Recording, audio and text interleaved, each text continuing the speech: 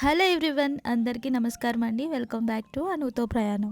ఈ రోజు మనం ఉలువలతో కారప్పొడి ఎలా తయారు చేసుకోవాలో చూసేద్దాం. ఉలువల్లో మంచి ఫైబర్ అలాగే ప్రోటీన్ కూడా ఉంటుందండి.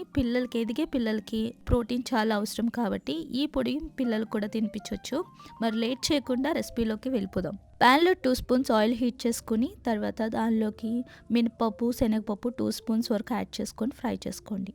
నెక్స్ట్ దానిలోకి ధనియాలు 1 స్పూన్ యాడ్ చేసుకుందాం. నెక్స్ట్ మన మెయిన్ ఇంగ్రీడియంట్ ఉలువలు కూడా 1/2 కప్ వరకు యాడ్ చేసుకుని మంచిగా గోల్డెన్ బ్రౌన్ వచ్చే వరకు ఫ్రై చేసుకుందాం.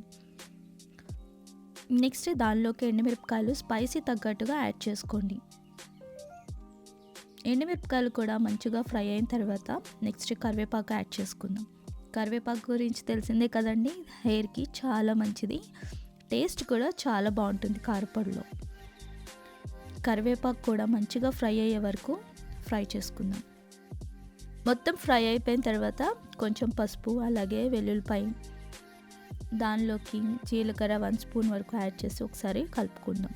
వీడియోలు చూపిస్తున్నాను కదా, అన్నీ చక్కగా గోల్డెన్ బ్రౌన్ వచ్చే వరకు మంచిగా వేపుకోవాలి. నెక్స్ట్ దానిలోకి చింతపండు అలాగే సాల్ట్ కూడా యాడ్ చేసుకుని మనం చల్లారిన తర్వాత మెత్తగా పౌడర్ చేసుకుందాం.